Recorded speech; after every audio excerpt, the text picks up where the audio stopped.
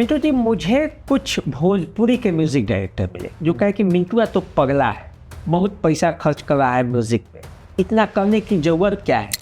मिंटू जी जो है वो यहाँ के लोगों को काम नहीं देते हैं, बाहर के लोगों को जब म्यूज़िक का काम होता है तो बाहर चले जाते हैं। तो फिर आप भोजपुरी से पैसा कमा रहे हैं और भोजपुरी के टेक्नीशियन को आप सपोर्ट नहीं करेंगे या उनको हायर नहीं करेंगे, तो फिर ऐसा करते क्यों है आप? यहाँ पे इन लोगों के साथ काम करने में क्या होता है आप बताइएगा। हमको बताइएगा, हम तो खेसारी लाल यादव का गाना शूट किए हैं, वो गुल्लू रंगीला का गाना शूट किए हैं। मनोज तिवारी, रवि किशन, दिनेश लाल यादव तीनों अभी सांसद भी बन चुके हैं। मतलब अभी तो दिनेश जी अभी नहीं हैं, लेकिन वो आजमगढ़ से सांसद रहे हैं। तो तीनों नायक भी हैं, तीनों गायक भी हैं और तीनों सांसद थे। हाँ, तो इनमें से आपको सबसे अच्छा कौन लगता है? मुझे मेरा विवाद किसी से होता ही नहीं, मेरा जो भी बात है वो स्ट्रेट फॉरवर्ड होता है। और मुझे पॉपुलैरिटी के लिए विवाद करना पड़े तो फिर मेरा आर्ट वहाँ पे कोई मायने नहीं रखेगा। आगे इस यूट्यूब के लिए क्या कुछ नया करने की सोचे हैं कि अब ऐसे ही चल? इस साल में अगर मैं फिल्में कर रहा हूँ तो थोड़ा सा यूट्यूब ब्रेक में होगा। राजनीति को आप समझते हैं कि नहीं समझते हैं? जो कौन बिहारी राजनीति को नहीं समझता है? अगर आपका जन्म बिहार में हुआ है तो आप राजनीति समझने वाले नहीं व्यक्ति हैं। बिहार में अभी जो दौर है उस दौर में लालू यादव, नीतीश कुमार और राबड़ी देवी, ये तीनों बिहार मुख्यमंत्री पिछले 30 सालों की और उसके आसपास की बात करेंगे तो ये है 90 के दशक के बाद की। इन तीनों में आपको कौन अच्छा लगता है और क्यों लगता है?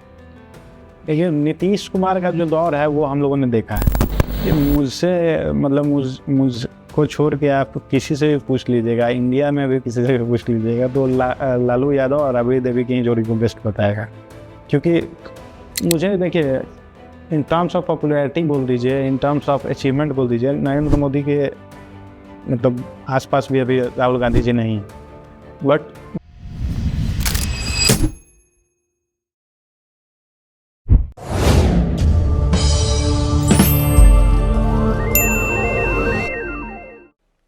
नमस्कार, द देसी अड्डा पर आपका स्वागत है। मैं हूँ राकेश तिवारी।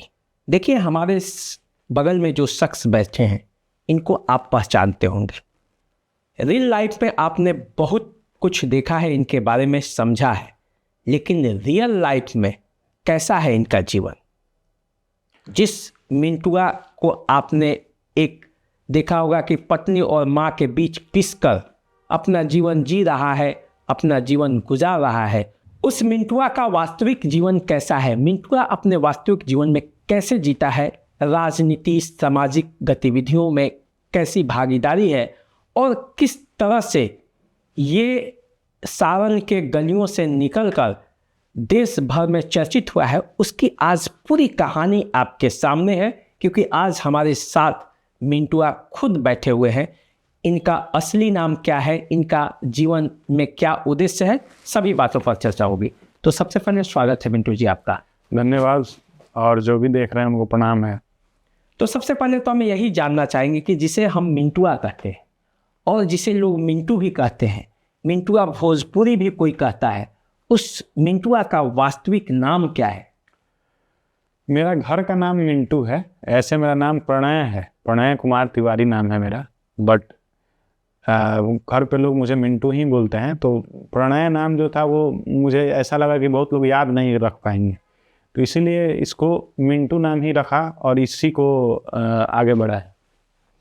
तो ये बताएं कि मिंटू जी, मैंने आपको बताया कि सारण जिले के रहने वाले हैं, मुझे जहाँ तक जानकारी है। तो सारण में कहाँ के रहने वाले हैं और वहाँ से कैसे आपका सफ़र शुरू हुआ? मैं सारण जिले के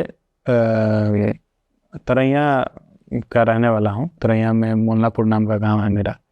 और मैं ज़्यादा गांव में नहीं रहा हूँ, शुरू से मैं छपरा में ही रहा हूँ। और छपरा के बाद फिर दिल्ली, फिर कोटा भी था, और उसके बाद फिर हम लोगों ने जर्नी स्टार्ट किया। तो पढ़ाई लिखाई कैसे चली? कहाँ से पढ़ाई की शुरुआत हुई और कहाँ तक आप सारा तक पहुँचे? छपरा के भागवत विद्यापीठ स्कूल का नाम था, जिस समय 10वीं तक पढ़ाई किया। उसके बाद मैं कोटा चला गया, 2 साल कोटा रेजिडेंस में था। उसके बाद दिल्ली यूनिवर्सिटी में आ गया, दिल्ली यूनिवर्सिटी से ग्रेजुएट हुआ और साथ साथ एक्टिंग की पढ़ाई की, सीखा, थिएटर किया और फिर स्टार्ट किया। अच्छा, तो मिंटुआ को क्या बचपन से ही जब आप भागवत विद्यापीठ में पढ़ रहे होंगे तो किसी शिक्षक ने ये कहा था कि मिंटुआ पढ़ने में ये है कि एक्टिंग बनेगा या एक्टर बनेगा? क्योंकि कहा जाता है ना कि जो बच्चे से ही पता चल जाता है कि बच्चा क्या करेगा। हाँ, तो वहाँ पे मैं वो कुछ पार्टिसिपेट किया करता था, मैं आईकी में भी किया करता था और एक्टिंग में भी किया करता था। तो एक लगाव एक्टिंग से शुरू से ही था और मुझे शुरू से ही एक्टर ही बनना था। तो मैं पढ़ाई पे उतना ध्यान भी नहीं देता था, बट पढ़ाई में तेज था, मतलब ठीक ठाक था, कम भी पढ़ के अच्छे नंबर आ जाते थे। तो कभी स्कूल से बंक भी मारा है, भागे हैं फिल्म देखने के लिए या कोई अन्य गतिविधियों के? नहीं, स्कूल से हम लोग बंक मतलब नहीं मार सकते, वो उस टाइप की मेंटेलिटी ही नहीं थी उस टाइम पे। एक्टर चूँकि जो होता है, जो बचपन से जिसके मन में एक्टिंग की भावना होती है तो फिल्मों के प्रति बड़ा आकर्षित होता है। तो आपने कौन सा फिल्म देखा था पहली बार? पहली बार मैं सिनेमा घर में गया था एक फिल्म देखने, छोटा था बहुत, तो मैं वहाँ गुम हो गया था सिनेमा घर में जाके। मैं मतलब जिस गेट से बाहर निकला पानी वानी पीने के लिए, छोटा था, 4-5 साल का था, और फिर वो गेट ही बंद हो गया। क्योंकि मतलब एंट्री जिस गेट से होता है, लास्ट टाइम में क्या होता है कि एग्जिट गेट ऑन कर दिया जाता है, एंट्री बंद किया जाता है, और मैं बाहर रह गया था। फिल्म का नाम चोरी चोरी चुपके चुपके फिल्म का नाम। किसके साथ गए थे? मम्मी? माँ के साथ गया था। माँ थी, मौसी थी, पापा भी थे शायद। तो फिर मैं वहीं पे बैठा रह गया, लेकिन फिर ढूंढ लिया लोगों ने, घर के लोगों ने। तो ये मेरी पहली फिल्म थी।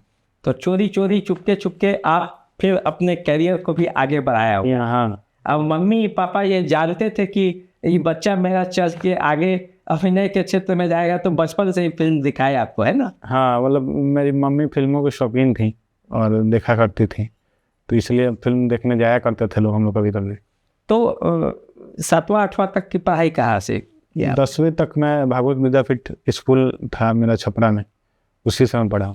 तो 10वीं तक जब आप पढ़े होंगे भागवत विद्यापीठ में, तो छपरा को आपने बहुत करीब से देखा। हाँ, करीब से देखा। तो उस समय के कोई साथी अभी हैं आपके साथ कि छूट गए? बहुत से साथी हैं मेरा दोस्त है, अनीश है, शुभम है, बहुत से साथी हैं जो मतलब अभी कनेक्ट हैं मेरे से। मतलब अभी आपके टच में है वो लोग? उनमें से कोई आपके तरह इस अभिनय के क्षेत्र में आया कि सब अलग अलग? नहीं, सब अलग अलग है। कोई डॉक्टर है, कोई MBA कर रहा है, कोई इंजीनियर है, इस टाइप से। तो देखिए, आप एक अपना अलग पहचान बनाए हैं। तो ये आप बताइए कि पहला प्रेम जो है वो कोई भी किशोरावस्था में जब आगे बढ़ता है 10वीं की पढ़ाई करने के बाद, तो हर आदमी के मन में वो एक लालसा जगती है। वो कौन थी लड़की? पहला प्रेम किसी को भी अपने माँ बाप और गार्जियन से ही होता है, तो वो प्रेम, उस प्रेम से बड़ा कोई भी प्रेम होता ही नहीं है। तो आज तक आपने किसी को चाहा नहीं? अभी तक तो जरूरत ही नहीं पड़ी किसी को चाहने की, और चाहेंगे तो बताएंगे भी। जो आपकी पत्नी है, जो रियल लाइफ में, उनको आप ऐसी देखते हैं कि बहुत प्रेम करते हैं, मतलब इतना प्रेम करते हैं कि उनके लिए कभी कभी खाना भी बनाते हैं, उनकी जी हजूरी में आप लगे रहते हैं। माँ से यदि माँ गुस्सा है तो उनको बचाते भी हैं। तो मिंटुआ रियल लाइफ में भी ऐसा ही है कि रियल लाइफ में ही ये सिर्फ दिखाते हैं? देखिए, वीडियोज में क्या होता है ना कि औरतों को केयरिंग इंसान बहुत पसंद होता है, तो हम लोग जो भी कैरेक्टर पोर्ट्रे करते हैं तो उसमें मैं केयरिंग दिखता हूँ। ऐसा नहीं दिखता हूँ कि मैं इसके ऊपर पूरा हावी हूँ, मैं अपना हुक्म चला रहा हूँ। केयरिंग थोड़ा पॉजिटिव कैरेक्टर ही चाहिए होता है। तो मेरे गानों में भी आप देखिएगा, तो जैसे अभी इसमें तो ये काम करते हैं, गानों में अलग लड़कियाँ भी होती हैं, किसी गाने में ये भी होती हैं। तो मैं हमेशा औरतों को और लड़कियों को कंफर्ट कर के रखता हूँ, और कभी भी ऐसा नहीं, मेरी कोशिश रहती है कि मैं उन पे हावी हो जाऊँ। कॉमेडी नहीं निकल पाता है, मतलब कोई भी आर्ट आप महिला के ऊपर हावी होकर नहीं निकाल सकते हैं, प्यार से ही निकाल सकते हैं, पोलाइटली। अच्छा, देखिए, आपके वीडियो में जो सबसे एक खासियत है वो आपकी माँ की भी है, और आपने अपने चैनल का नाम जो है वो मिंटुआ भोजपुरी रखा। कैसे सोचा, ये कैसे नाम आया आपके मन में? मिंटू नाम था मेरा, तो भोजपुरी में पहले से दिनेश लाल यादव निरहुआ थे, तो निरहुआ नाम था ना, और यहाँ हम लोग में कल्चर भी है कि आ वाह ये सब लगता है नाम के पीछे। तो मिंटू मुझे शॉर्ट लग रहा था, तो मैंने इसको डबल ए लिख के, हाँ, जो बुलाता है लोग कि मिंटू आओ, संजय आओ, हाँ राकेशवा आओ, तो उसी नाम को मैंने ये किया था। मैंने उस टाइम तो कुछ हुआ भी नहीं था, मैंने जैसे ही रखा और वही नाम चल गया, तो वो हिट हो गया। हिट हो। तो ये बताइए कि कौन आपका सच्चा साथी कोई मिला अब तक कि नहीं इस आपके सफ़र में, जो आपने मिंटुआ भोजपुरी शुरू किया, तो कौन कौन आपके सहयोगी बने? सबसे बहुत बड़ी सहयोगी तो मेरी माँ है। मैंने माँ के साथ ही वीडियो बनाना स्टार्ट किया था और 1-1.5 साल तक नाम बना जो वो माँ के साथ ही वीडियो बना के बना। और उसके बाद कैरेक्टर्स जुड़ते गए, जैसे वाइफ का रोल जुड़ा, सोनाली जी वाइफ के रोल में आई, बहन के रोल में दीपा आई, साली के रोल में भी कुछ लड़की है, कुछ लड़की गर्लफ्रेंड के रोल में। तो धीरे धीरे चीज़ों को ऐसे हम लोगों ने बढ़ाते चले गए। अच्छा, कोई भी चीज़ शुरुआत होती है तो लोगों को केवल सफलता दिखता है कि मिंटुआ इतना बड़े हो गए हैं, लोग जानता है, लेकिन इसके पीछे एक संघर्ष जरूर छिपा होता है। बिल्कुल, कोई ऐसा तिलिस्म नहीं है कि अचानक किसी को ऐसे ही सफलता मिल जाए, उसके पीछे वो मेहनत करता है और दिखता लोगों को बाद में है। तो आपके संघर्ष की क्या कहानी है? मैं दिल्ली में था, नुक्कड़ नाटक किया करता था, फिर मेरी तबीयत खराब हो गई और 2-2.5 साल तक मैं बेड पे रहा था। तो उस दौरान मैं खाली कॉमेडी ही देखता था, world cinema, Bollywood shows comedy के जो होते हैं वही सब देखा करता था। तो वही मेरी लर्निंग थी। तो आज मैं लगभग 2000 से 3000 कंटेंट बना चुका हूँ, जिस मतलब सारे ओरिजिनल है, लगभग 95% ओरिजिनल है, 5% ही हम लोग किसी से इंस्पायर्ड होते हैं। तो कठिनाई क्या क्या है इसमें, मतलब बीच में? कठिनाई कुछ नहीं है। कठिनाई इंसान कभी भी लोग उतना उत्पन्न नहीं कर पाता है, इंसान खुद के माइंड से करता है कठिनाइयों को उत्पन्न। किसी भी बैरियर को उतना बड़ा मानो ही नहीं कि कठिनाई लगे। तो मैंने अभी तक किसी भी बैरियर को बड़ा नहीं माना है कि ये कठिनाई हो गई, ये कठिनाई होगी। और रास्ते में जब चले हैं तो कठिनाइयाँ आएंगी ही, मंजिल तक पहुँचेंगे तो सारी कठिनाइयों के बारे में बात भी नहीं होगी फिर। तो देखिए मिंटू जी, मुझे जो लगता है जब हम लोग रियल लाइफ में आपको देखते हैं तो देखते हैं कि आप हंसी मजाक कर रहे हैं, पत्नी से दब्बू हैं, लेकिन जब भी कभी कहीं भी किसी भी सोशल मीडिया पर आपका इंटरव्यू देखते हैं तो आप बहुत सीरियस दिखते हैं। तो ये कैसे सामंजस्य कैसे बैठाते हैं रियल लाइफ और रियल लाइफ? नहीं, मैं इन रियल लाइफ सीरियस ही हूँ, ज़्यादातर सीरियस, मतलब हंसी मजाक भी करता हूँ, बट टॉपिक्स के वाइज सीरियस हो जाता हूँ। जैसे कोई संवेदनशील टॉपिक है तो वहाँ पे मैं सीरियस हो जाता हूँ, सीरियस टॉपिक पे सीरियस हो जाता हूँ, और जब हंसी मजाक की बात होती है तो हंसी मजाक करता हूँ। हाँ, तो मैंने कई अभिनेताओं को ऐसे देखा है कि जो कॉमेडी करते हैं उनको यदि रियल लाइफ में आप देखेंगे तो बहुत सीरियस है, और जो खलनायक हैं जो वो रियल लाइफ में बहुत मजाकिया होते हैं। तो एक आर्टिस्ट के लिए रियल लाइफ और रियल लाइफ दोनों में जीना एक अलग तरह का, आप कैसे सोचते हैं? मतलब हम लोग तो एक्टिंग कर रहे होते हैं ना, जो कैमरा पे एक्टिंग करते हैं। अब हो सकता है किसी में मैं गुंडा दिखूं तो रियल में मैं गुंडा नहीं होऊंगा ना। मेरा एक पर्सनालिटी है जो रियल का अलग है और उसमें मैं ढल जाता हूँ। अच्छा, ये बताइए कि सब किसी को जीवन में जब वो आगे बढ़ता है या अपने करियर की शुरुआत करता है, तो जो मिंटुआ कोटा गया पढ़ने और वो अब अपने गांव आया और वीडियो बनाने लगा, तो कोई ना कोई तो जरूर होगा जो शुरुआती दौर में ताना मारा होगा। कौन था वो?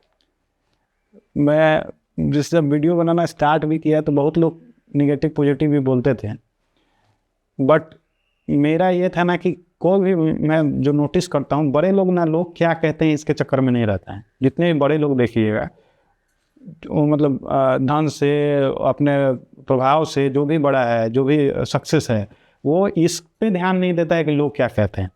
एग्जाम्पल के तौर पे हमारे प्रधानमंत्री हैं अमिताभ बच्चन है। अमिताभ बच्चन के बारे में दुनिया कुछ भी कहे, अमिताभ बच्चन में कोई फ़र्क नहीं पड़ता, वो जो हैं वो उसमें रहते हैं। तो मेरा भी यही थिंकिंग था कि मेरे नज़र में जो सही है मैं कर रहा हूँ, लोग अच्छा बोलेंगे तो अच्छा है और बुरा ही बोलेंगे तो मुझे फ़र्क नहीं पड़ता। किसने मारा था ताना? इतना तो ध्यान नहीं है, बट मतलब मैं ध्यान ही नहीं देता हूँ। अच्छा, ये बताइए कि सबको गुस्सा आता है, भले आप कॉमेडी वीडियो बनाते हो लेकिन गुस्सा आपको भी आता होगा। मिंटुआ को कब आता है गुस्सा?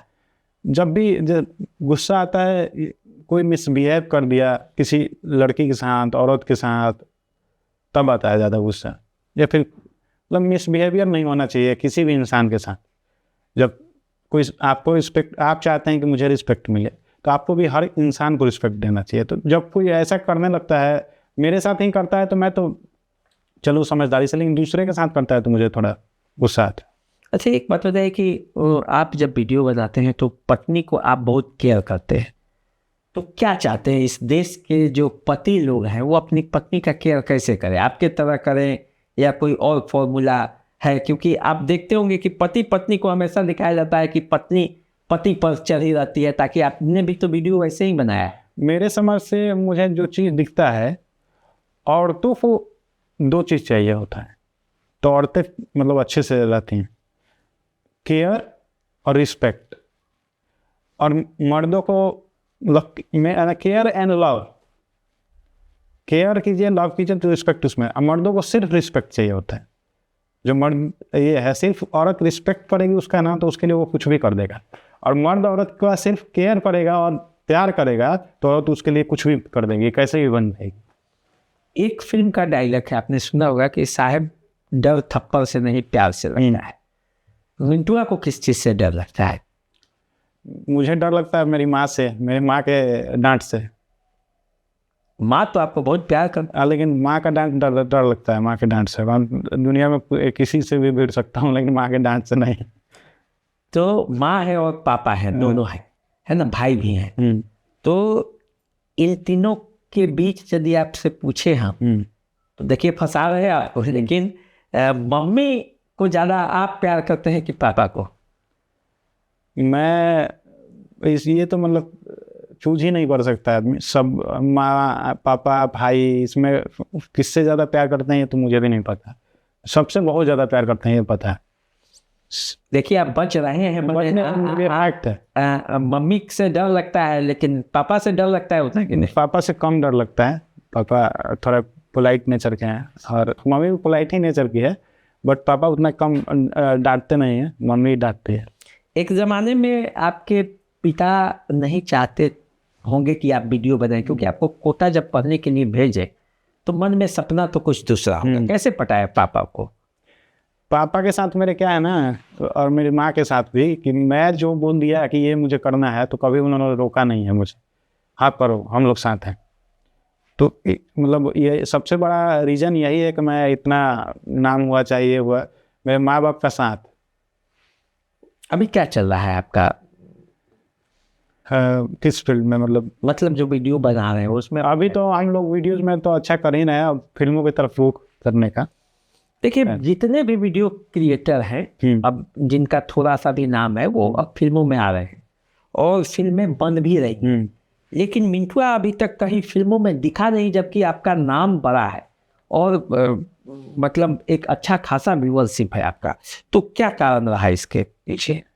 मुझे फिल्मों को मतलब जो फिल्में मेरे सोच के हिसाब से मैच करेंगी, जो डायरेक्टर सोच के हिसाब से मैच करेंगे, उनके साथ काम करना। ऑफर्स तो मुझे 2 साल से आ रहे हैं, पिछले 2 साल से ऑफर हैं फिल्मों के।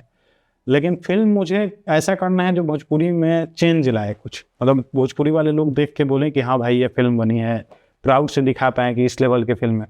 तो वैसा कोई काम अभी हम लोग देख ही रहे हैं और कोशिश कर रहे हैं कि अगर हो जाए तो इस साल प्रोबेबली कुछ बेहतर लेके आ सकता हूँ। मतलब कौन कौन प्रोजेक्ट है? कुछ है प्रोजेक्ट? अभी 5-6 फिल्मों के ऑफर हैं, बट मैं खुद ही कुछ करने की कोशिश कर रहा हूँ, जो अभी मार्च अप्रैल तक धरातल पे आएगा। तो इतने लोग तो फिल्म बना ही रहे हैं, तो क्या उन्हीं के साथ आप कर रहे हैं या कुछ अलग करने की कोशिश है? अच्छा।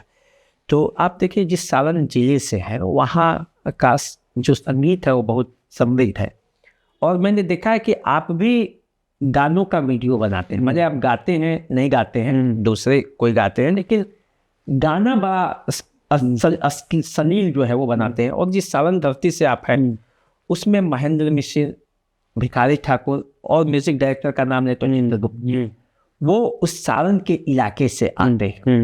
नए दौर में बात करें तो देवी और स्वाति मिश्रा भी वहीं से हैं। तो ये सलील गायक हैं और अच्छे गाने, अच्छे कंटेंट के लिए पूरे देश में जाने जाते हैं। अब जब अश्लीलता का एक दौर है भोजपुरी में, उसमें भी देखिएगा तो सावन जिले टॉप पर है, क्योंकि गुड्डू रंगीला से लेकर खेसारी लाल यादव तक उसी धरती से है। इसके बीच में आपने जो संगीत को चुना कि हम भी गाना भले नहीं गा सकते लेकिन वीडियो बनाएंगे, तो क्यों, कैसे आया मन में ये बात? मेरे मन में था कि जब हम लोग दिल्ली में पढ़ते थे तो हम लोग अपने साइड के गानों को लोगों को नहीं दिखा पाते रहते थे, बाहर के लोगों को, इस लेवल का वीडियो बनता है, इस लेवल का संगीत है। तो मैं अपने जेब से ही खर्च करके और कुछ बेहतर करने की कोशिश करता हूँ। लोग सराहते भी हैं लेकिन उस लेवल तक नहीं जाता, क्योंकि यहाँ पे थोड़ा म्यूजिक का टेस्ट ही खराब कर दिया है 15-20 सालों में ज़्यादातर लोगों का। तो तारीफ़ें बहुत मिलती हैं, कमेंट्स, एक भी बुरा कमेंट्स नहीं होगा, सारा पॉजिटिव, सारा अच्छा, लेकिन वो गाने उस लेवल तक नहीं पहुंच पाते हैं, उस मतलब इतना भी नहीं हो पाता है कि रिकवरी हो जाए उससे। बट जब ठान लिए हैं कि हमको भोजपुरी में कुछ अच्छा करना है, भोजपुरी में मेरे जैसे लोगों के लिए कुछ ऑप्शन छोड़ना है, तो लगे हुए हैं। मिंटू जी, मुझे कुछ भोजपुरी के म्यूजिक डायरेक्टर मिले जो कहे कि मिंटू तो पगला है, बहुत पैसा खर्च कर रहा है म्यूजिक पे, इतना करने की ज़रूरत क्या है, व्यूज़ के लिए पैसा कमाना है तो हम लोगों के पास आए और हम लोग ऐसा म्यूज़िक बना रहे हैं कि मिलियन मिलियन मिलियन व्यूज़ जा रहा है, तो ऐसा पागलपन आप क्यों कर रहे हैं? अभी मुझे था ना कि भोजपुरी में एक टाइप का म्यूजिक तो बज ही रहा है, तो कुछ जो नेशनल लेवल पे म्यूजिक बज रहा है उसको क्यों ना भोजपुरी में इंट्रोड्यूस किया जाए और लोगों को थोड़ा आदत दिलाया जाए कि क्लास ऑफ म्यूजिक ये है। ऐसे डिक्चिक डिक्चिक डिक्चिक वाले गाने तो बन ही रहे हैं, कुछ क्लास भी आप लोग सुन लीजिए। कुछ मतलब जो मेरे जैसे लड़के जब दिल्ली जाएंगे तो वो दिखा पाएंगे कि देखो मैं हमारे यहाँ ये भी बनता है, तो वही मेरी प्रयास है। अब उसको सक्सेस और सक्सेस के लिए मैं बनाता ही नहीं हूँ, सक्सेस हो जाए तो अच्छा है, नहीं हो जाएगा मैं रास्ता अपना नहीं छोड़ूँगा।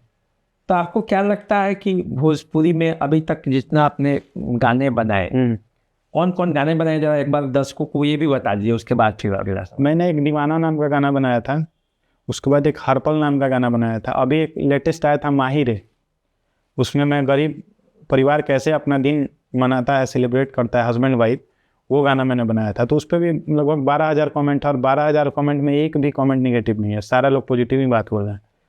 तो आपने जो गाने अब तक बनाए हैं, तो आपको क्या अनुभव, आप क्या महसूस किए कि भोजपुरी के जो दर्शक हैं उनको किस तरह के गाने पसंद है और आपके गाने को सराहना मिल रही है, लेकिन उससे पैसा उतना आ पा रहा है कि नहीं आ पा रहा है? यदि नहीं आ रहा है तो उसका कारण आप समझ पाए?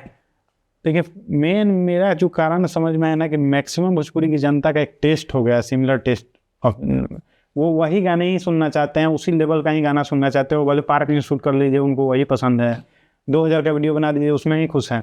क्लास देखने वालों की जनसंख्या थोड़ी हम लोग मैं अनफॉर्चुनेट है, भोजपुरी कम है, इसकी संख्या बढ़ाने की जरूरत है। तो आप आगे भी संगीत के क्षेत्र में इन्वेस्ट करने की सोच रहे हैं? बिल्कुल बिल्कुल।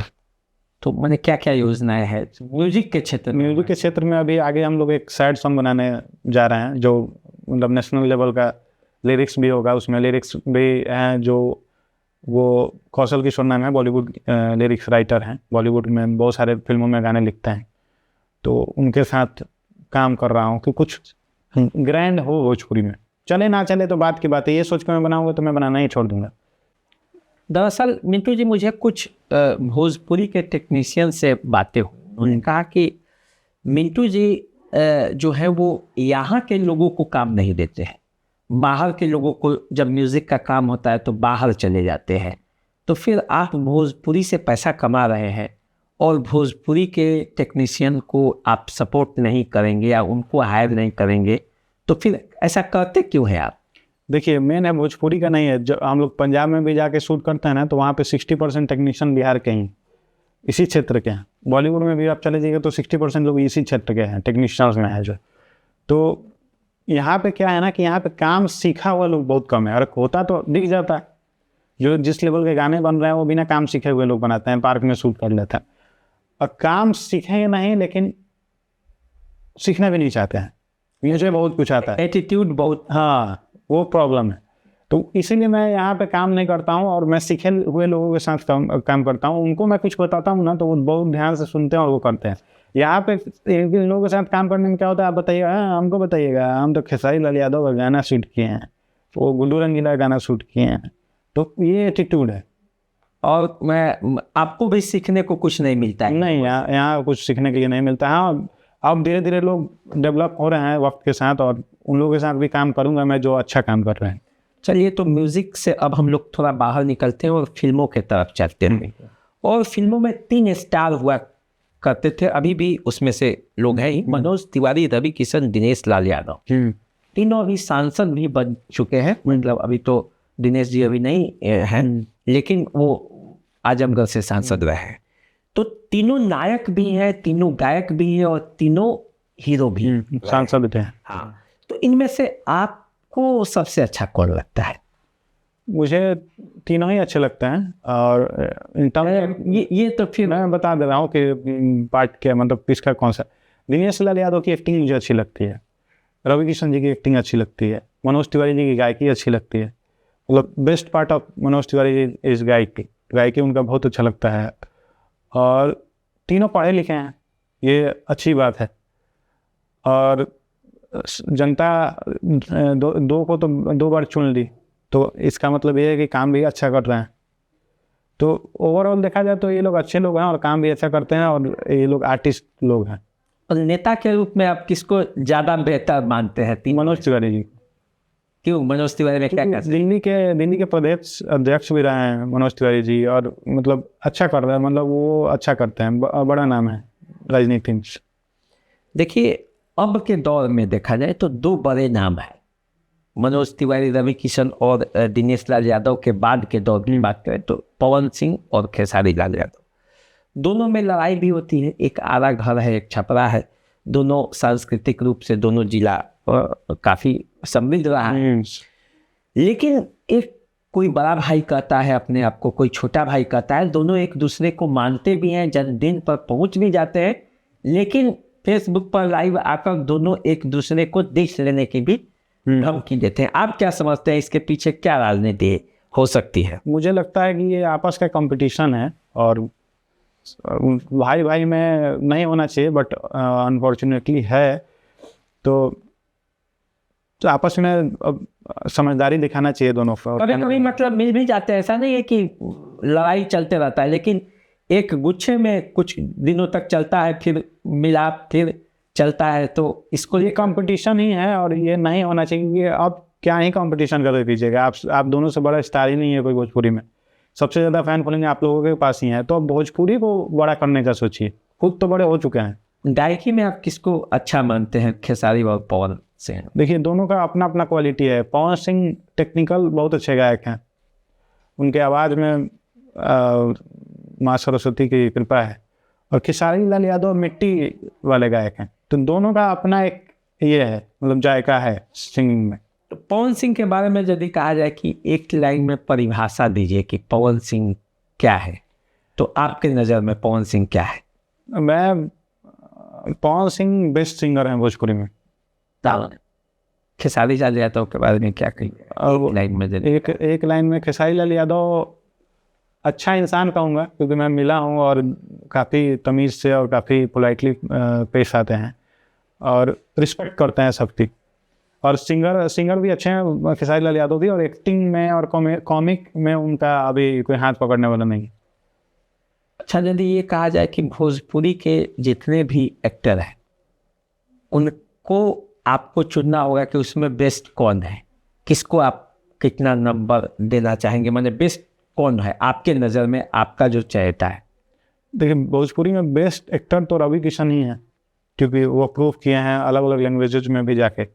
तो मेरे कहने और ना कहने की बात ही नहीं है, रवि किशन बेस्ट हैं। फिर दिनेश लाल यादव अच्छे लगते हैं एक्टर में, आपके अवधेश मिश्रा अच्छे लगते हैं एक्टर में, खेसारी लाल यादव जी अच्छे लगते हैं। तो है, बस मुझे प्रॉब्लम इस बात से है ना कि कुछ नया करने की कोशिश नहीं है।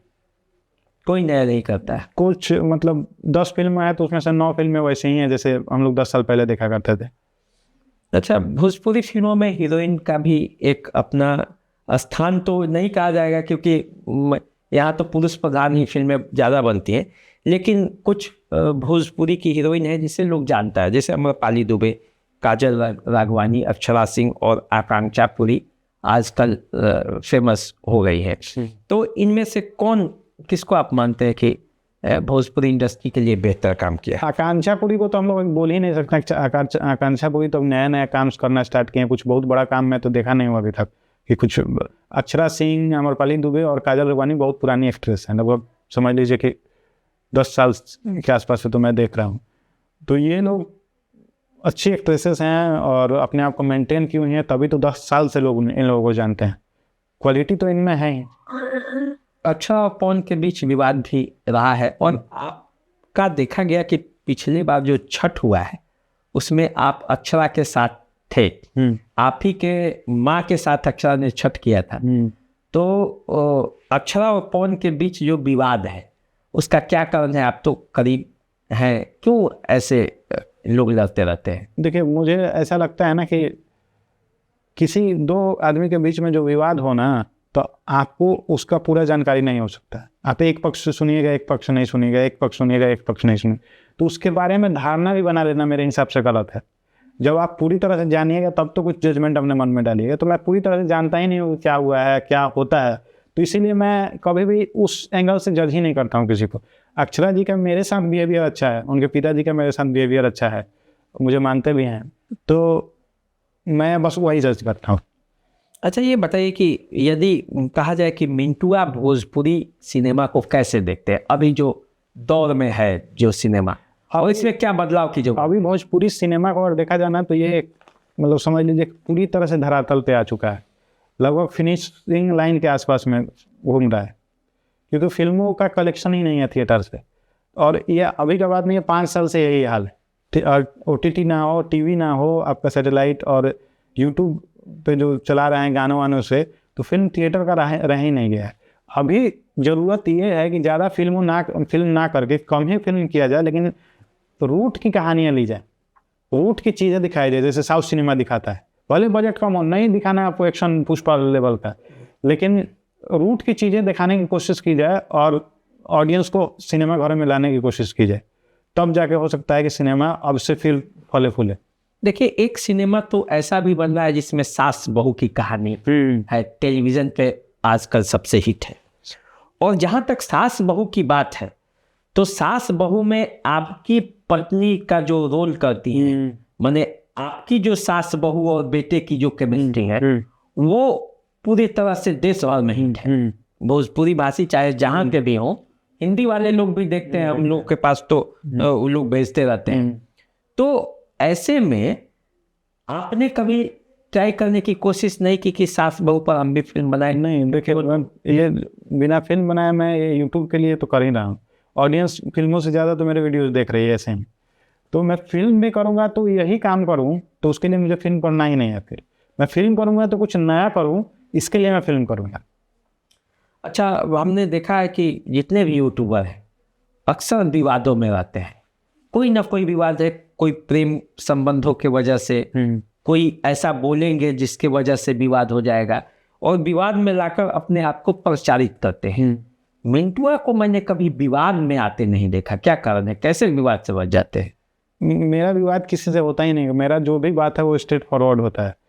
और मुझे पॉपुलैरिटी के लिए विवाद करना पड़े तो फिर मेरा आर्ट वहाँ पे कोई मायने नहीं रखेगा। मेरे कला में ये वो बात होना चाहिए जिससे लोग मेरे बारे में बात करें। विवाद करके 2 दिन बात कर लेंगे और तीसरे दिन मेरे कला में ही पावर नहीं होगा तो क्या ही हो जाएगा उससे। कितने लोग विवाद करते हैं और 4 दिन बाद गायब हो जाता है। तो मेरा कला ही है जो मेरा नाम लोगों को याद दिलाए, ये मेरे लिए बड़ी उपलब्धि है। नहीं तो वो विवाद करके वायरल हो जाते हैं, तो वो फिर 4 दिन वायरल हो जाते हैं, फिर डाउन हो जाएंगे। और आप हमेशा वायरल रहते हैं। मेरा हमेशा वायरल, आप देखिए मेरे वीडियोस, सारे वीडियो पे 3 मिलियन 4 मिलियन 5 मिलियन व्यू है, और किसी का 1 मिलियन व्यू जाता है तो उसको वायरल लिखा जाता है। तो एक कंटेंट का लगभग मेरा 10 से 12 मिलियन व्यू है, और किसी का 1 मिलियन कुछ चला जाए तो वायरल लोग चिल्लाने लगते हैं। तो पर डे ही वायरल रही है अपने आर्ट से, कला से। तो ये जानना है कि मिंटुआ जो इतना कुछ कर लिया अभी उम्र के इसी पड़ाव में, कि जिसमें अभी शादी भी आपकी नहीं हुई है, और ये सब लोग जानते भी हैं, कई बार कई वीडियो में आपने बताया है। तो अब आगे इस YouTube के लिए क्या कुछ नया करने की सोचे हैं कि अब ऐसे ही चल? इस साल में अगर मैं फिल्में कर रहा हूँ तो थोड़ा सा YouTube ब्रेक में होगा, मतलब थोड़ा कम कंटेंट आएंगे क्योंकि फिल्मों में व्यस्तता हो जाएगी। अगर फिल्म नहीं करूँगा तो यूट्यूब पे वेब सीरीज का कुछ प्लानिंग है, 1-2 वेब सीरीज हम लोग लाएंगे। चलिए, अब ये बातें तो हो गई, अब राजनीति में आते हैं, क्योंकि परिवार की राजनीति तो आपने बहुत दिखाया है और परिवार के राजनीति का हर रंग को आप पहचानते हैं। जो सास बहू की राजनीति होती है, जो पति पत्नी की राजनीति होती है, जो बेटे माँ के बीच की राजनीति होती है, उसको आपने पर्दे पर ला दिया है। और हर लोग कोई पत्नी रूठी हुई है तो उसके पास आपका वीडियो भेज के मनाने का प्रयास भी करता है।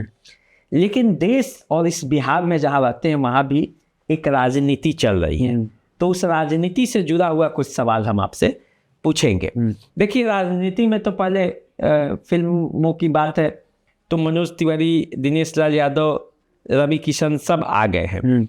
जो बाकी हैं, पवन सिंह और राकेश मिश्रा, ये चुनाव लड़ चुके हैं।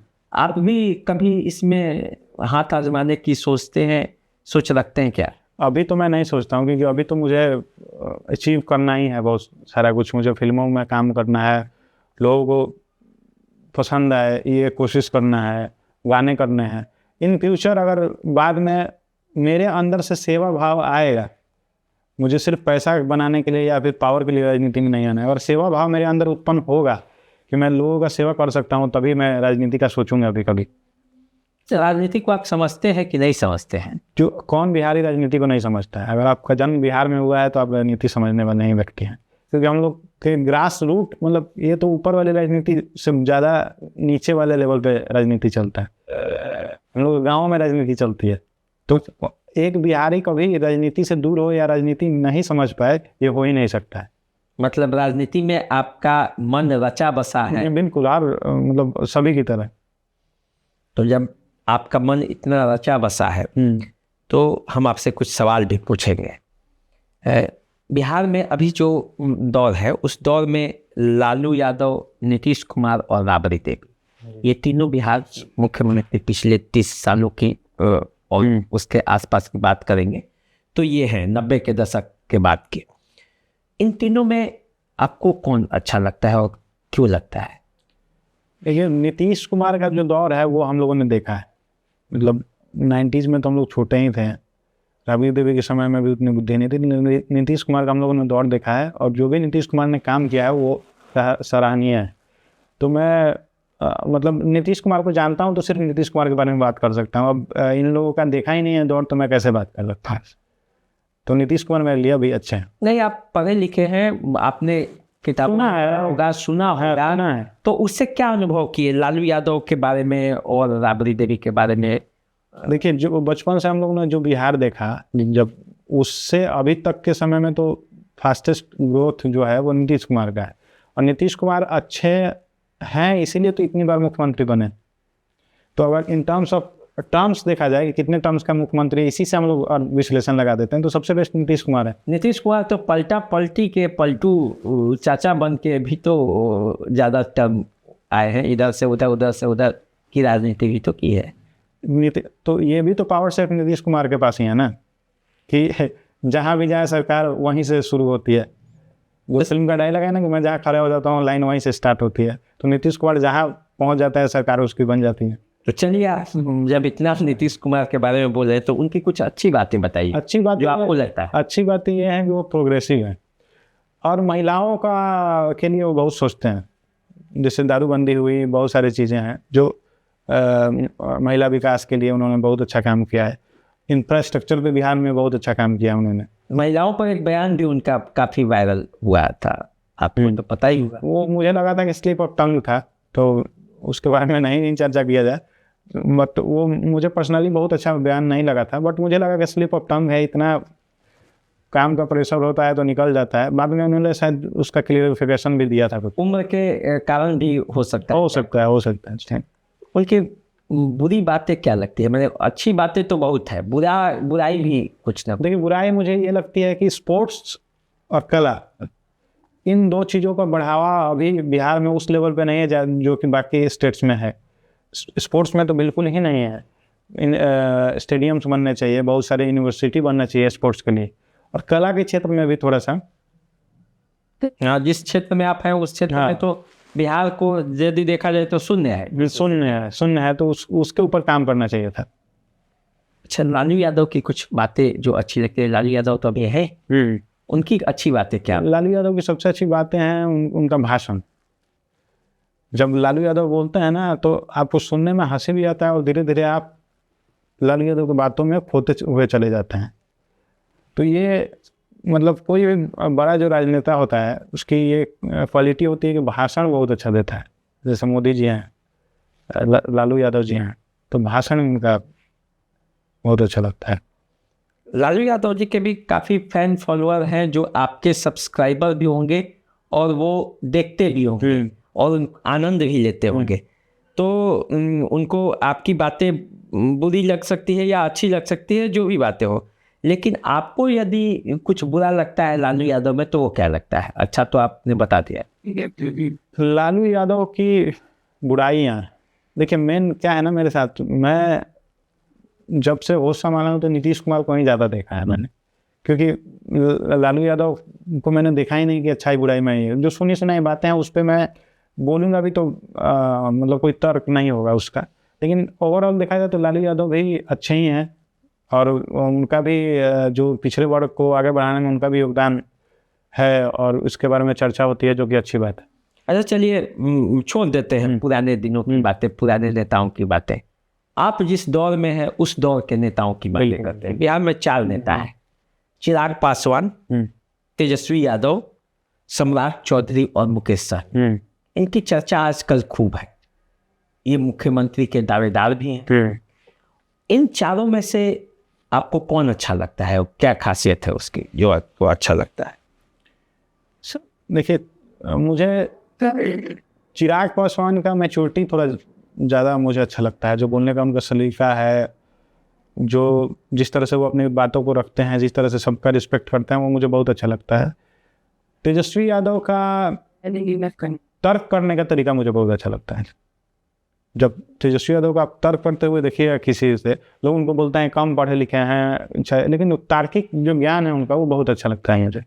मुकेश सहनी जी के बारे में उतना जानता नहीं हूँ अभी, क्योंकि ना मेरे क्षेत्र से हैं और ना ही मतलब कभी मुख्यमंत्री चाहे उप मुख्यमंत्री चाहे, लेकिन जो भी है, जो पिछड़े वर्ग से आते हैं मुकेश सहनी जी, और इतना नाम हुआ है, इतना लोग सम्मान करते हैं, इतना लोग वोट देते हैं, तो उनके में जरूर क्वालिटी होगी कि अपने वर्ग को आगे बढ़ाने की क्षमता वो रखते हैं।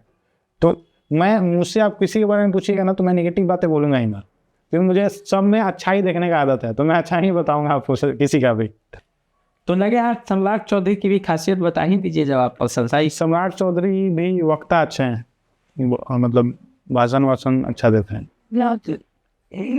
अच्छा ये बताइए कि आप क्रिएटर हैं और इस राज्य के एक ऐसे नेता हैं जो खुद क्रिएटर हैं, वीडियो क्रिएटर, और बड़े नाम है उनके। तेजस्वी यादव के भाई हैं तेज प्रताप यादव, लालू यादव के बेटे हैं। तेज प्रताप और तेजस्वी यादव, इन दोनों में से बात किया जाए तो आपको कौन सबसे ज़्यादा अच्छा लगता है? देखिए, तेज प्रताप यादव दिल के आदमी हैं मुझे लगता है, मतलब दिल से अच्छे आदमी लगते हैं, और राजनीति तो उनका प्रोफेशन है और एक निजी जीवन भी होता है, हर किसी का होता है। जैसे ऐसा नहीं है कि बहुत बड़ा सीएम हो तो सिर्फ राजनीति की बात करता है, हो सकता है निजी जीवन में वो गाना भी गाते हैं, निजी जीवन में डांस भी करते हैं। तो तेज प्रताप यादव जी का निजी जीवन में है कि उनको कुछ क्रिएट करना है, अपने फैंस बनाए हुए हैं और अच्छा करते हैं, तभी तो इतना फॉलोअर भी है, इतना लोग उनको पसंद भी करते हैं और इंटरटेन होते हैं उनसे। तो मतलब अच्छी बात है कि राजनीति मतलब 2 क्वालिटी हो गया ना उनमें, एक तो राजनेता भी हैं और प्लस इंटरटेन भी लोग कर लेते हैं, तो अच्छी बात है।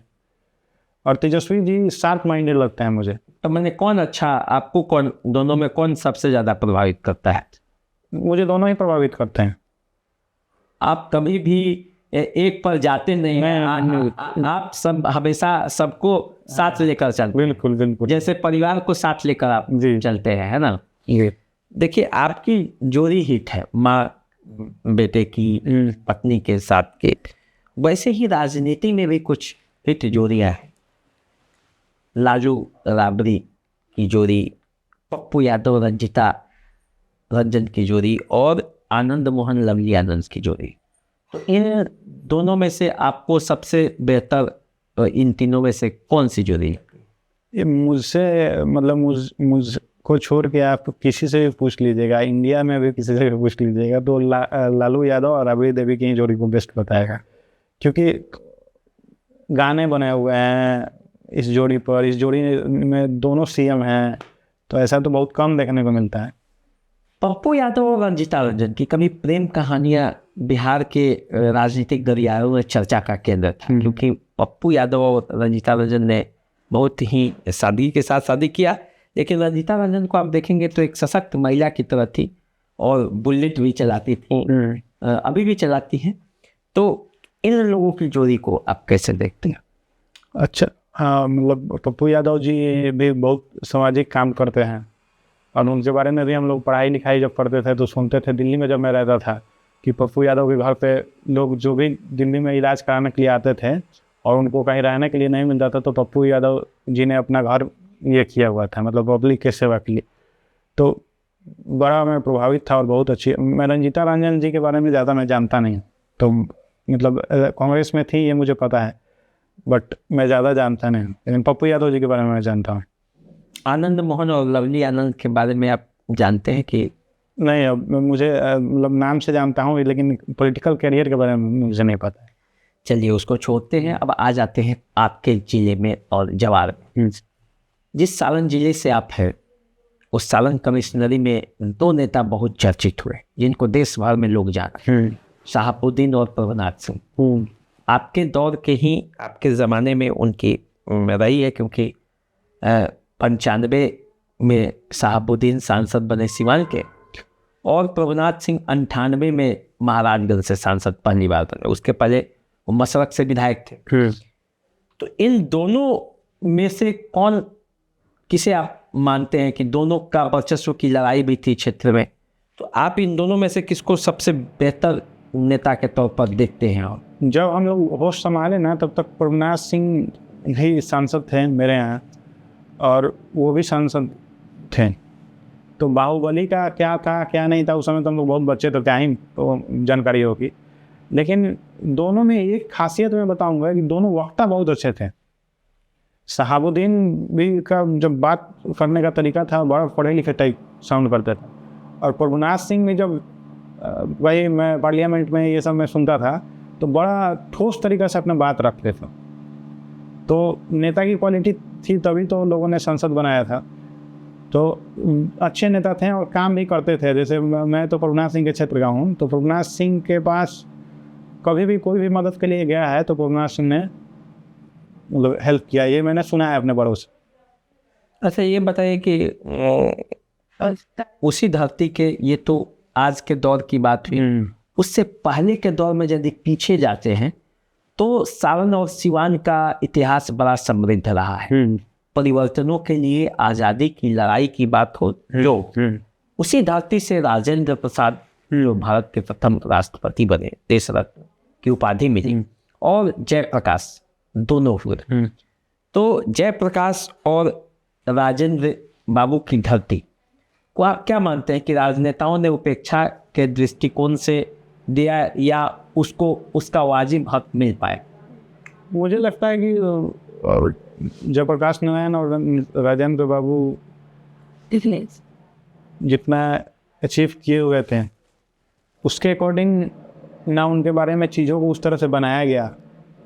जैसे छपरा में ही बहुत सारी चीज़ें ऐसी नहीं है कि छपरा में पुल तो है जेपी सेतु, लेकिन उनका म्यूजियम बनाना चाहिए था, बहुत सारी चीज़ें की जानी चाहिए थी जो एक पर्यटन स्थल के तौर पे भी रहता।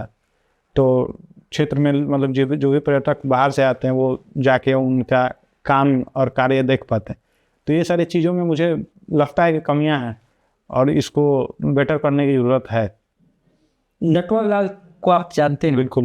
उनका ओरिजिनल नाम भी जानते हैं कि नहीं जानते? और कोई श्रीवास्तव करके कुछ ऐसा, वेंकटेश प्रसाद श्रीवास्तव। हाँ। तो क्या जानते हैं आप नटवर लाल के बारे में? वो लाल किला बेच दिए थे और 3-4 बार लाल किला बेचे थे, 2-3 बार ताजमहल बेच दिए थे बाहर के लोगों से, और वो उससे बड़ा ठग मतलब इंडियन हिस्ट्री में किसी को नहीं माना जाता है। एक चार्ल्स सोबराज था कोई, उसको और नटवर लाल नटवरलाल को सबसे बड़ा ठग माना जाता है। तो कहानियाँ तो इंटरेस्टिंग है, सुनने में अच्छा लगता है, हंसी भी आता है। मेरा थॉट भी था कि कुछ उस टाइप का मैं बनाने की कोशिश करूँगा, जो कहानियाँ हैं उन पे, मतलब इन टर्म्स ऑफ सिनेमा, और मौका मिलेगा तो मैं बनाना चाहूँगा। आप भी उसी धरती से हैं। जी बिल्कुल। ठग की धरती से गलाना आपको गर्व लगता है, या राजेंद्र बाबू, मौलाना मजरूल हक और जयप्रकाश नारायण की धरती, दोनों तरह का गर्व का सम्मिश्रण है? मतलब चॉइस के, मतलब उसमें चॉइस ही नहीं है। ऑब्वियस बात है कि राजेंद्र प्रसाद की धरती का कहलाना ज़्यादा अच्छा लगता है। बट हम लोग के यहाँ विविध प्रकार के लोग हैं, हर प्रकार के लोग हैं, तो वो भी हम लोग नहीं ठुकरा सकते हैं कि वो हमारे यहाँ से नहीं थे। देखिए, देश में अभी दो नाम बहुत चर्चा में है। एक तो अपने प्रधानमंत्री मोदी, विश्व के लोग जानते हैं, विश्व के नेता हैं, और दूसरे राहुल गांधी। दोनों में से किसको अच्छा आपको लगता है, और दोनों की खासियत क्या है? मुझे देखिए, इन टर्म्स ऑफ पॉपुलैरिटी बोल दीजिए, इन टर्म्स ऑफ अचीवमेंट बोल दीजिए, नरेंद्र मोदी के मतलब आसपास भी अभी राहुल गांधी जी नहीं, बट भविष्य के मतलब अभी तो ये हुआ है, मोदी जी का एज ज़्यादा है, इन फ्यूचर इनमें भी है पॉसिबिलिटी कि ये भी कुछ कर सकते हैं अच्छा। तो मुझे Modi ji in terms of achievement, in terms of बातचीत ज़्यादा बेटर लगता है। देखिए, राजनीति में तो अब देश के नेताओं की बात हो गई। परिवार में यदि राजनीति आती है, पति और पत्नी में राजनीति होती है, तो कौन जीतेगा? पत्नी जीत जाती है कि पति जीत जाते हैं? और पति जीतने की कोशिश कर रहे हैं ना, तो वो बेवकूफ़ है, मैं यही बोलूँगा। पत्नी के साथ कभी भी बहस में जो भी पड़ गया तो वो बेवकूफ़ है, वो मैच्योर नहीं है। राजनीति में हमेशा पत्नियां आगे निकल जाएंगी। हमेशा। आप जीत के भी हार जाओगे तो इससे अच्छा हार ही लो, क्यों ये फट मारना है फालतू का? टाइम बर्बाद, खराब बन जाओगे जीत के। अच्छा, यदि सासू माँ, ननद और पत्नी और पति, ये चारों हों, और चारों के बीच राजनीति चल रही हो, कौन जीतेगा आपके अंदाज से? क्योंकि आपने तो वीडियो भी इसी तरह का। देखिए, परिवार में राजनीति में जो जीतता है ना, वो हारता है किसी न किसी। तो परिवार में हार जीत तो होना ही नहीं चाहिए किसी भी टॉपिक। और जो परिवार ज़्यादा हारने में विश्वास रखता है ना, वो परिवार खुशी से रहता है और आगे जाता है। और जो परिवार जीतने में होता है, विश्वास रखता है कि मैं इनसे ये कर लूँगा, मैं जो बोल रहा हूँ वो होना चाहिए, मेरा ही बात होना चाहिए, मैं ही जीत जाऊँगा, वो परिवार खुशी वाला परिवार नहीं होता है कभी। तो हारना आना चाहिए, रिश्तों में हारना जो सीख गया वो जीत जाएगा असल ज़िंदगी में। अच्छा मिंटू जी, एक बात बताइए कि आप तो अपना वीडियो बनाते हैं, दुनिया उसे पसंद करती है, लेकिन मिंटुआ को किसका वीडियो पसंद आता है? कोई है? या मुझे आशीष चंचलानी का वीडियो अच्छा लगता है, और ये अपना अमित भटाना का वीडियो अच्छा लगता है। बिहार में कोई? बिहार में शुरुआती दौर में मैं BIV विजेंद्र सिंह का वीडियो देखता था, तो आनंद मोहन और BIV विजेंद्र सिंह अच्छा बनाते थे, अच्छा लगता था। आज भी हैं वो भी? आपके सावन सिवान जिले के हैं, मैंने सावन कमिश्नरी के हैं, तो मतलब उनका वीडियो आपको अच्छा? हाँ, वो जो मुखिया जी और ये वाला था, अच्छा लगता था। सावन जिले में प्रतिभा है काफ़ी। बिल्कुल, बिहार के हर जिले में प्रतिभा है। बस हम लोग क्या है ना कि हम लोग सिर्फ नौकरी को ही प्रतिभा मानते हैं जनरली लोग, जो और क्षेत्र में प्रतिभावान है उसका टांग खींच देते हैं। अच्छा, ये बताइए कि नए जो क्रिएटर हैं, वीडियो जो नए बनाते हैं, उनके लिए कुछ बताएंगे? क्योंकि आप एक सफल है, तो आपको कई लोग आदर्श भी मानते हैं। मेन है ना कि आपका एम बड़ा होना चाहिए। जैसे मैं एम लेके चला कि भोजपुरी में बेस्ट करना चाहता हूँ कुछ, मैं भोजपुरी का लेवल को बेटर करना चाहता हूँ, सलील चीज़ें बनाना चाहता हूँ, अच्छे लोगों के लिए परोसना चाहता हूँ, तो दिमाग में लक्ष्य बड़ा लेके चली। छोटा लक्ष्य होता है व्यूअरशिप आना, व्यू जाने, ये सब छोटा लक्ष्य। बड़ा लक्ष्य लेके चले कि मैं अब किसी की लाइफ में क्या चेंज कर सकता हूँ अपने वीडियो के माध्यम से। जब चेंज होगा तो अपने आप आपकी जीत हो जाएगी, वीडियो लोग देखेगा। तो देखिए, ये थे मिंटुआ भोजपुरी, जिसे आप मिंटू के नाम से भी जानते हैं, और इनका वीडियो देख कर आप अपने मूड को रिफ्रेश करते हैं। तो इनसे और भी बातें होंगी, आगे हम मिलते रहेंगे इनसे, और इनके जीवन का और भी जो बातें होंगी, आगे का लक्ष्य क्या है, उन सब बातों पर चर्चा करेंगे, आपको बताते रहेंगे। आप हमारे साथ बने रहिए। अपना प्यार और दुलार हमें ज़रूर दीजिए। चैनल को सब्सक्राइब कर लीजिए, फेसबुक इंस्टाग्राम पर हमें फॉलो कीजिए, और मिंटूरा भोजपुरी को भी आप देखते रहिए, क्योंकि यदि मुझे उम्मीद है कि आप देखेंगे तो आपको जीवन का आनंद जो है वो लेने में मजा आएगा। तो चलिए आप आनंदित रहें, हमें भी आनंदित रहने दें। नमस्कार।